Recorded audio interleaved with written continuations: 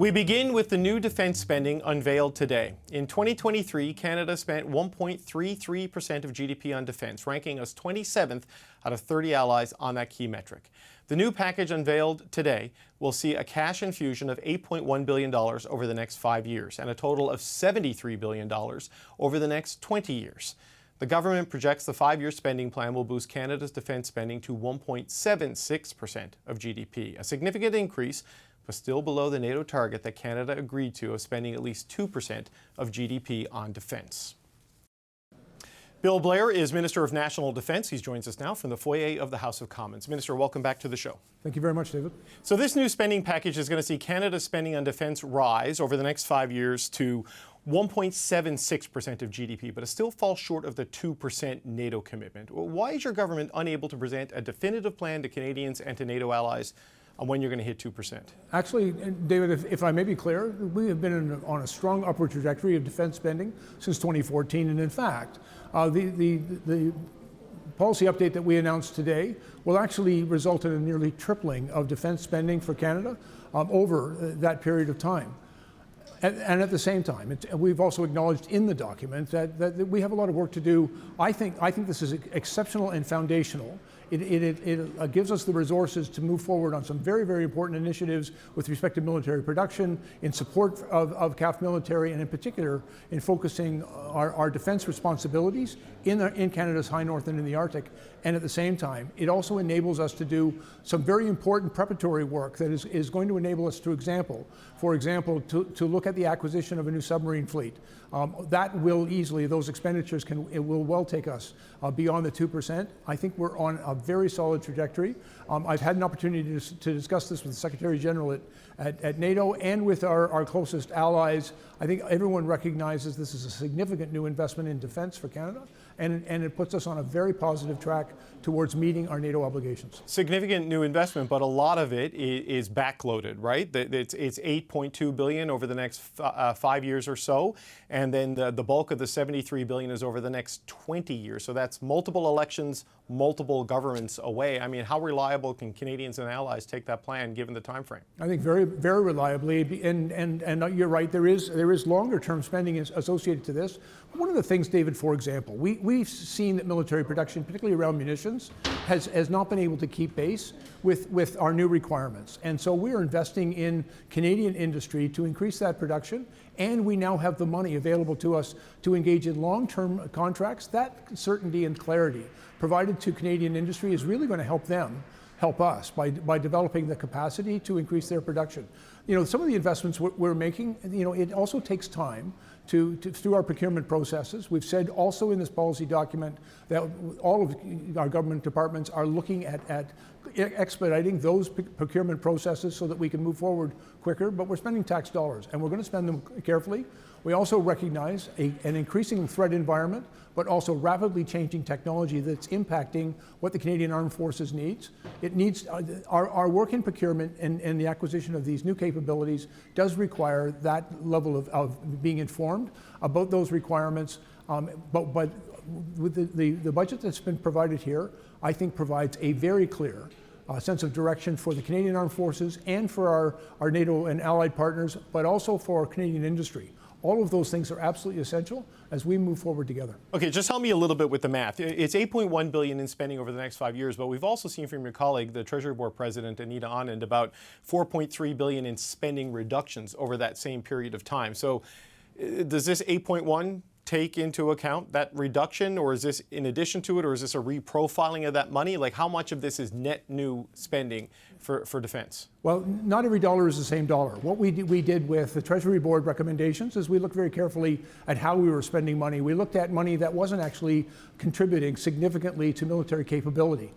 One of the things, we often talk, David, about the 2% NATO requirement, but another significant requirement of the Wales Agreement that, with respect to NATO, was that each country had to spend up to 20%, or at least 20% of its money on military capability and the acquisition of capital equipment. And that's boats, planes, munitions, artillery, et cetera.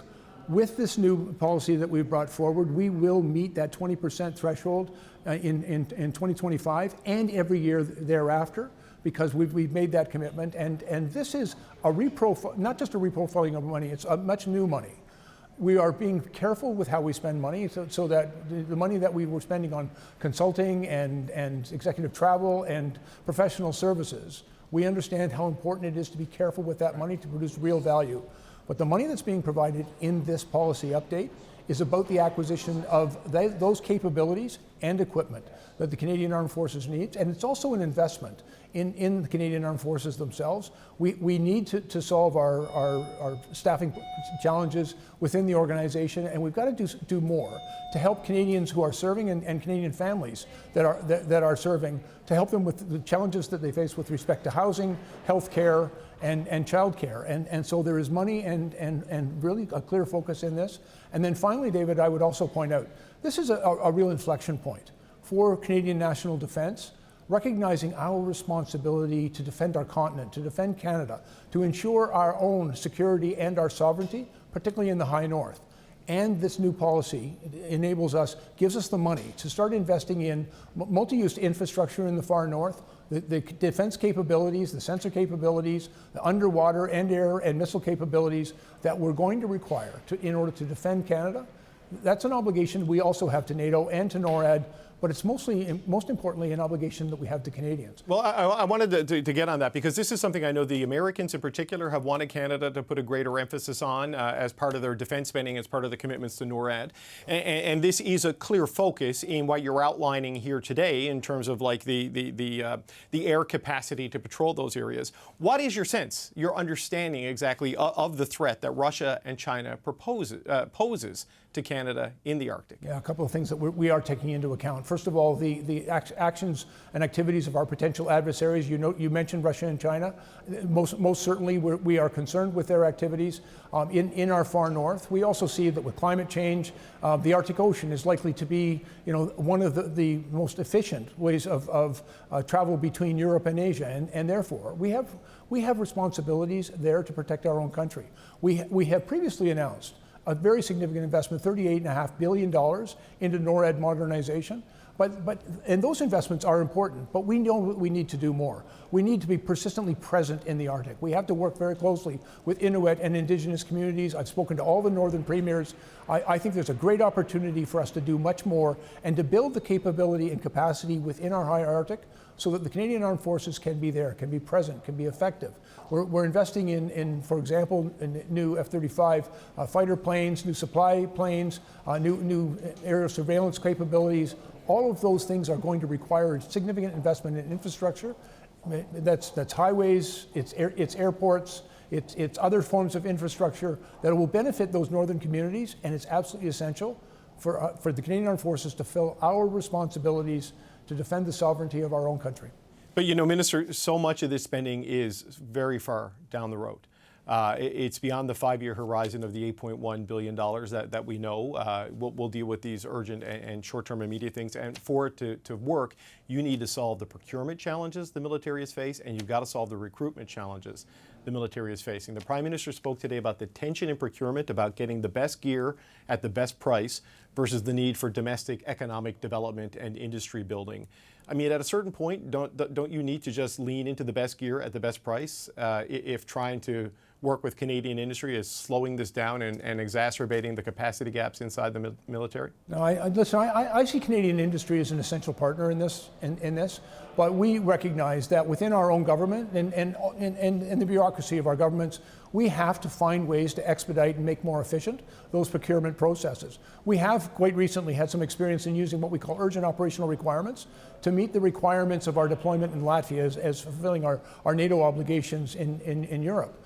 We are acquiring, for example, for that deployment, new anti-tank weapons, surface-to-air missile defenses and air defenses, as well as anti-drone capabilities.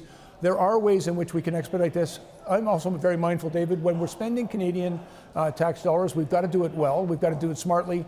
I really believe that there's an opportunity for us to move far quicker in acquiring what the Canadian Armed Forces needs, to those important and essential capabilities. And if we work well in partnership with Canadian industry, In this policy document, I think we've provided Canadian industry with the clarity and the certainty that they said that they needed. And for example, we're going to invest in munitions production. We've heard very clearly from the Canadian Armed Forces and from our allies how important that is. But we've also heard from industry. They need help in creating new production lines and secure new supply chains. And at the same time, they need the certainty that comes with long-term contracts. The money is in this particular policy document. We are providing over $9 billion for acquiring the munitions that the Canadian Armed Forces needs. That's a clear signal we can send to industry, and working closely together, I'm very confident we can get this job done, but we've got a lot of work to do. But Minister, there clearly also just needs to be a big shift in decision-making at the political level. It was 7 years before the F-35 decision kind of was a U-turn.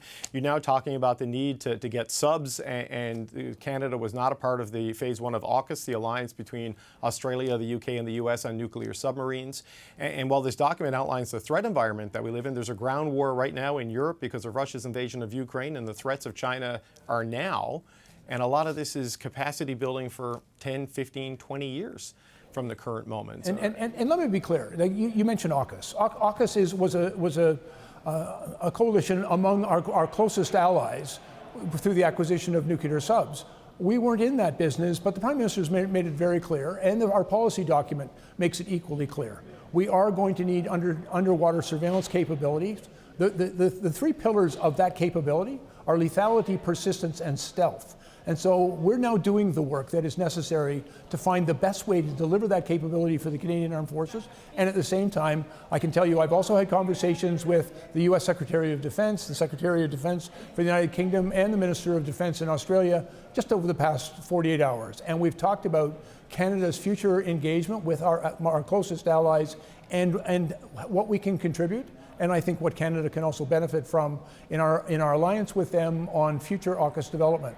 And so that work is well underway. But David, I would also point out, these things do take time to define our requirements and to find the best value for Canadians, hard-earned tax dollars and investment in defense capability. But if it's going to take 5 years to do it, if we wait 5 years to actually get that work underway, it'll take 10. That's not good enough. And so we need a budget, we need the certainty, we needed a policy document, we needed to talk to Canadian industry and to our allies to say this is where we're going.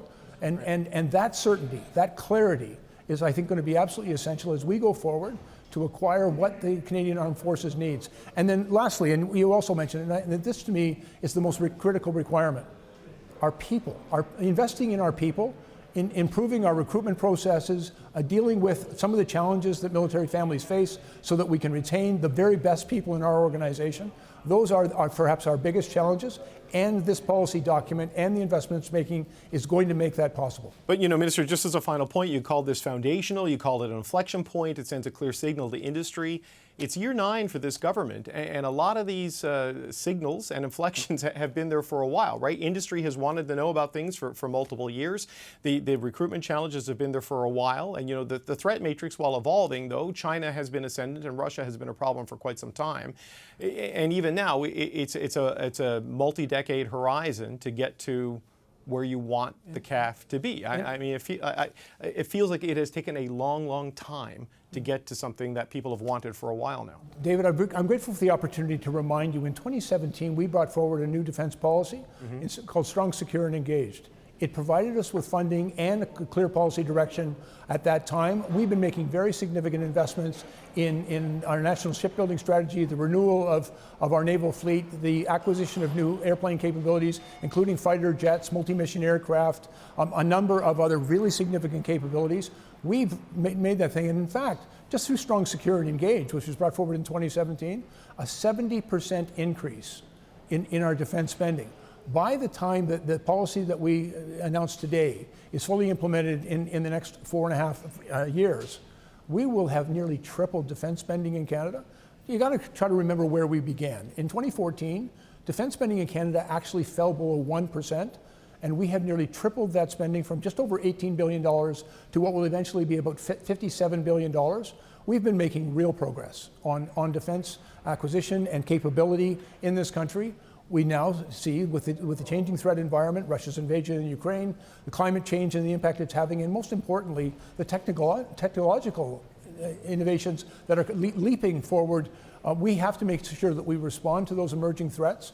This new policy document that we introduced today, our NOAA, Strong and Free, is really, I think, an appropriate and necessary roadmap on the path forward. And it contains real dollar commitments to get the job done. Defense Minister Bill Blair, thanks for your time today. Thanks very much, David. The investments, which will be in Budget 2024, will bring our defense spending to 1.76% of GDP by 2029-2030. That commitment will break down to $8.1 billion over the next 5 years to support Canada's military and $73 billion in total over 20 years to increase Canada's ability to protect and patrol the Arctic in particular. Murray Brewster is the CBC's senior defense writer. So Murray, a backloaded deal, but today's announcement is going to raise Canada's defense spending to 1.76% of GDP by about 2029. Is that going to be enough to satisfy NATO allies, especially the big one to the south?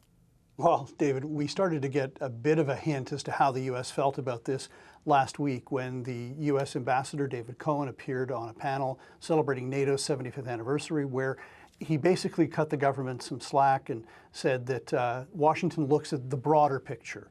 It looks at other things that Canada's doing other than the 2% metric.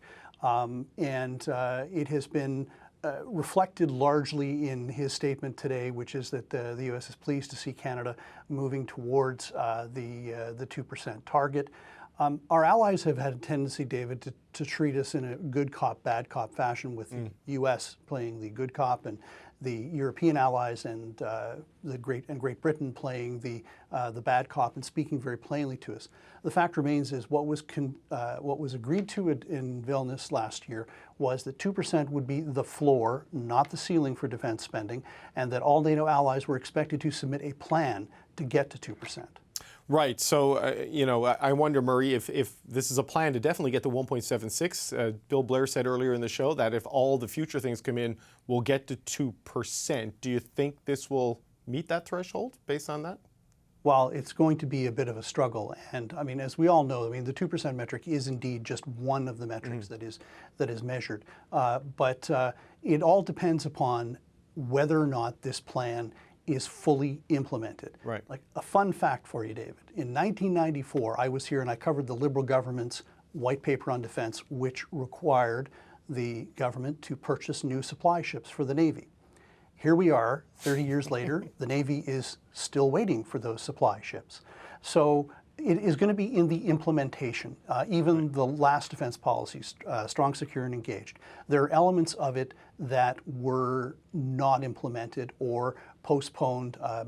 The purchase of fighter jets was pushed off a little bit. So whether or not they actually meet that new target, it will depend strictly upon how vigorously they implement it. Right. So because we have seen these promises on spending before, and they've not all been implemented, or you're still waiting to finish that story on the supply ships after 30 years because they haven't come through. But the threat environment's very different now. There's a lot of talk about that today. And given the increased global instability and Russia and Ukraine, should we anticipate more urgency and a different focus this time? Well, there is an urgency, but when we look at the fact that this defense review was ordered 2 years ago, in the immediate aftermath of the Russian invasion, it's taken 2 years to produce a document which, in some respects, is aspirational, and in other respects, it's saying that there are still some elements that they have to think about. For example, submarines. So I come back to what I was saying earlier in the sense that it's really going to depend upon the political will to implement what is written there, and also carry it further, because the document says that the government is going to review whether or not it's going to buy submarines. It's going to, check it out, sort of idea. But the Prime Minister, in his remarks in Trenton today, seemed much more equivocal. He was saying that Canada will get these submarines. It just seems the question seems to be how many and what timeline. Okay, Murray, always appreciate the insight. That's Murray Brewster, the CBC's senior defense writer. Thank you, sir. All right, the Power Panel's been listening in on this, and they join me now. Lisa Raitt is a former Conservative cabinet minister. Brad Levine is a former communications director for the NDP. And here with me in the studio, Vandana Cotter is a former advisor to Prime Minister Justin Trudeau. And Rob Russo is the former CBC parliamentary Bureau Chief. Okay, Rob, not to date you, but you and Murray have both worked on this story for a long time. Right. What do you make of what you heard today about the timelines and the ambitions on this by the government? Anytime a government makes a plan that goes beyond 5 years, I am instantly skeptical. If the government were to actually follow through on this commitment, then Justin Trudeau's government would, I think, be the second longest government in power in the history of Canada. So you have to be skeptical. The reality is that we're in a situation in Canada where this is not a priority. If it's howitzers over housing, housing is going to win. If it's pensions over planes, it's pensions that are going to win. That being said, the world has changed. Russia has a wartime economy. About 7.5% of Russia's GDP is now in the arms industry. About 40% of Russia's total government budget is tied up in the war. The Europeans have taken notice. 2% is an outdated figure as far as many of them are concerned. The Germans, the French, and that's well west of the Baltics. They believe they have to get to 4%, and they have to do that within the next 5 years. So they believe the world has changed. This government, I think, is nodding towards that change. But up until now, we have not been compelled by events, by direct threats, to change our posture. There are a lot of people outside of North America who believe that we will be compelled to do that under duress. So, Lisa, the government gets up to about 1.76% at the end of the 5-year plan. And they say if everything goes to plan, they'll get up to 2% or over 2%, the 2% target. But we're talking into the 2030s at that point today. The U.S. has been pushing Canada to get closer, and they seem happy with the trajectory, the direction, and the focus on Arctic sovereignty and security. What do you take from that reaction from the Americans? Well, I think on the Arctic sovereignty and security, that has been a concern from the Americans that we've been hearing for a long time, and I think we should take it quite seriously, so I'm glad it's in there. But you'll forgive me if I'm a little bit cynical here, that I'm going to go with Rob and say that I don't think any of this is going to get necessarily implemented, regardless of the time frame that it's been given. It's not a priority for the government, and I would just point out the fact that, you know, we heard announcements so far on housing. We've heard announcement on food programs in schools. We've heard announcements on all kinds of things that are very much within the provincial jurisdiction, according to the Constitution, and very little about defense and national security, which is very much under the heads of order for the federal levels of government. And it's nice to see him talking about something that he can do, but it's disappointing to see that there's no real oomph to get it done. So that's why I think this is just a placeholder. It's a holding line to get them through a difficult period of time that they think they're in right now. And the timelines are too far out to create any kind of urgency or to create any kind of groundswell as to why we should be doing it. And it'd be a shame that we have to experience an untoward event in order for us to wake up. Vandana, what's your thoughts on this? I think Canada has always been a good ally. We've always showed up for our NATO partners, whether it's in Ukraine, leading the mission in Latvia, it's Haiti now. There's a number of crises that we've always punched above our weight. I think this is a good signal to our allies. You've heard that from the U.S. ambassador as well. But I think in terms of what Rob and Lisa touched upon, we also have to think about Canadians as well, addressing the housing crisis, addressing affordability and healthcare, and those things are also important. So it's always going to be a pull and tug. But I think here, we're in a world where there's, hostile actors like Russia and like China that Canada has to contend with, and they want to increase that now. And the government already has, procuring ships, surveillance airplanes, fighter jets. They've already increased defense spending, and they've shown up for every global crisis so far. So I think that, to say that the government hasn't been there is a misnomer, but I do think that the government is going to show up more, and you see that from the Prime Minister directly. Right, but Canada is buying the fighter jets Canada said it wasn't going to buy 7 years later, Sure. and there seems to be, this is year 9 that they're getting to this, and there needs to be a wholesale change in procurement and probably the political decision-making process if this is going to come to fruition, does it not? Yeah, well, two things. I mean, I think once from the F-35s, like remember that Stephen Harper was held in contempt on how that was coming about, so you had to double check when you were going to procure those or not. I think on the other, as Mary Brewster said, things happened in '94. This is a common issue in procurement across many governments, not just the Liberal government. So I think it's more about not just political will. It involves industry. It involves the bureaucracy. It also involves staying on top of the latest technology. And in this space, it's constantly changing, especially now where there's a lot of surveillance. You need satellite. You need a lot of other technology that's constantly evolving to stay on top of where we need to be. So in order to also take that in, but also find ways to also help drive the economy. Defense spending and helping to help support Canadian businesses is going to be important. So getting that right is going to be clear. But I do think more than ever, given what's happening in this is the first time there's been so many global conflicts in a short amount of time. Sure. I think you can't argue that anymore. And I think for sure that the government knows that this is, it is not just something that's important to the defense community, but something important to all Canadians. Brad, all the intention and aspiration in the world, if they don't fix procurement and recruitment, they're not going to be able to deliver on these things. And those are massive structural challenges that have been there for a while and stand as real significant threats to the ability to improve the capacity of the forces to any kind of a level, let alone 2% of GDP. Well, the minister himself just said last month that the recruitment process for Canadian Armed Forces is in a death spiral. So he acknowledges that. What's interesting with this program, quite comprehensive, nothing for pay, nothing to maybe attract some of those. There's some money for housing on bases, but a lot of it is back end loaded in the later years. Only a small percentage of the housing funding is the kind of upfront funding with its total 20-year horizon. A couple of interesting things that I took from today's announcement. One was the positioning.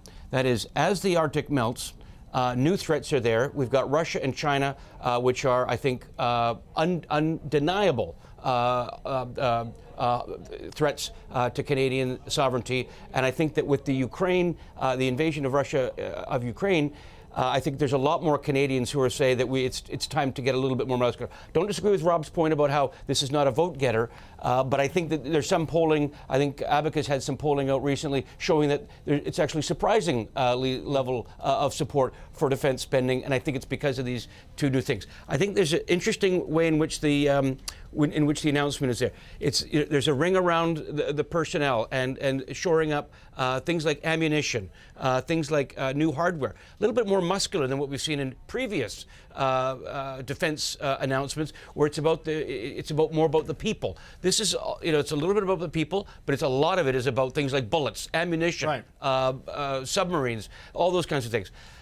So I found that to be quite interesting. If you take a look at the tone of the Prime Minister's announcement, and even the tone of the announcement itself, a little bit more muscular than I would expect out of Trudeau and this Liberal government. Finally, I mean, look, one thing we've talked about procurement on this panel many, many times.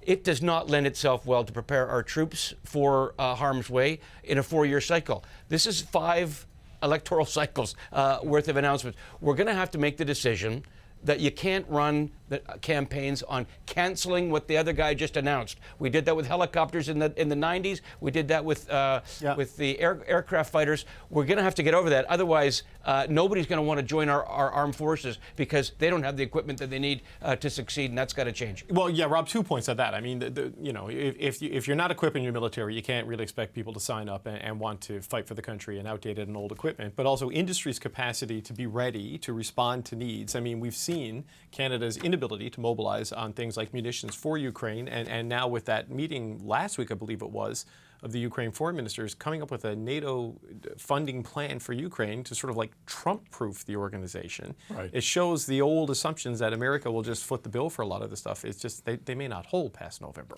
No, and that's the other compelling reality. Beyond Putin is the specter of Trump.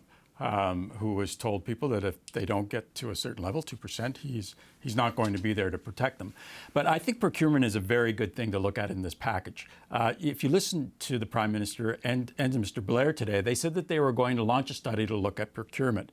That to me made me feel like taking my necktie and hanging myself briefly. It's 2024, right? Yeah. Look, the truth is in Canada, procurement is all about regional economic development. That's where politics comes into military purchases in Canada. It's all about trying to get regional votes. If we were really threatened and menaced by Russia, would we be trying to get ships built in places where they really shouldn't be building them in a hurry? No, we wouldn't. We would go to Romania, get them to put steel together, or go to Seoul in South Korea, get them to bring the empty hull across an ocean, and then we would build the smart stuff here in Canada, which a lot of people in the military have suggested we do. Take the smart stuff and build it here in Canada, the brains, the intelligence parts of ships and of planes, and leave that other stuff to countries that can do it much cheaper, much faster. But that means that we would have to sacrifice some votes for whoever was in office in places like Quebec or Atlantic Canada or British Columbia. But, you know, Lisa, the Prime Minister talked about that today. The tension on procurement, he said, is to get the best gear at the best price versus ensuring you're doing it in a way that can also lead to economic development and industrial capacity building domestically. And it's been the trying to thread that needle and then surviving political cycles that has kind of led to some of the problems here. So how do they move past that, especially when you look at all of the threats that exist globally and the need to sort of break that cycle? Well, you want to ask Vice Admiral Mark Norman what to do, quite frankly, because he was the one that had the foresight and the guts to go ahead and try to, instead of going through a process involved that you just talked about, but to get a supply ship for the Navy that was urgently needed, immediately needed, because we had no supply ships. And he was able to put one together and have it delivered. Now, what happened to Mark Norman? Well, he was vilified as a result of it, went under investigation. Look, the problem with procurement in this country is that everybody thinks that it's a great political football for them, but you know who ends up suffering? The Canadian forces and the Canadian public. I mean, I'm sitting here listening to the fact that most of the people on this panel that I'm with probably took a shot or a run at the Conservatives back in 2013 about the life cycle cost of the F-35. Well, look where we are now today, people. We have nothing. And I know it's easy for people to want to, hack on with respect to what's happening or what's not happening. But guess what? We're at a point in time where we actually need the stuff yesterday, and all the niceties around having regional urban benefits or regional industrial benefits, I think they are gone away. I think we are at a crisis point where we need to start bringing in icebreakers and bringing in submarines, and we do have to restock. Time is of the essence, and we've been fools for the past 10 years playing this political game, quite frankly. So, Vandana, do you take this announcement as sort of a commitment from the current crowd that they're going to move past that? And I mean, there is an election coming in 18 months. I have no idea where this is going to fit into the political climate and dynamic of that campaign, but it feels like this is something that needs to be depoliticized 10 years ago, 20 years ago. So three things. One, I want to respond to you on the numbers of recruitment. So one, remember the Liberal government had to contend with sexual harassment issues and a culture change. Yeah, absolutely. And that is a key part of that as well, that recruitment issue that they, in their last defense review, I think, were tackling. On the F-35s, also going back to making sure you have the best product. Block 1 had some issues. I think we didn't get the initial operation capacity till I think a little later. So I think that's also something to keep in mind, why it's important to look at these things, procurement. Sometimes what we need now, that is 100% important, but we have to make sure we have the right tools that our military can use well. I think on your point you just asked me, 100%. I think two things. One, we've talked on the show before about what makes people proud in their country. People are proud of the military. They want to see Canada out in Ukraine. They want to see Canada, defending not only our sovereignty, but our allies' sovereignty and supporting them. So I think that helps. But I think also just showing that they can get this done. That this is not just another broken promise. It's not another, implementation issue. Implementation is going to be key, and they're going to really want to show that we are here. We're here to fight. We're here to play, and we're here to deliver for Canadians as well as for our allies. Yeah, Brad, a quick final thought from you, but just that shift from aspiration to operation is going to be the key to this, right? In terms of making a tangible difference inside the forces and its capacity. Well, no question about it. And, we're going to start hearing what the other parties want to do with their defense spending and procurement. And I submit that there'll be lots of folks. The problem is with 18 months left, or maybe 1.5 budgets left in this government's mandate.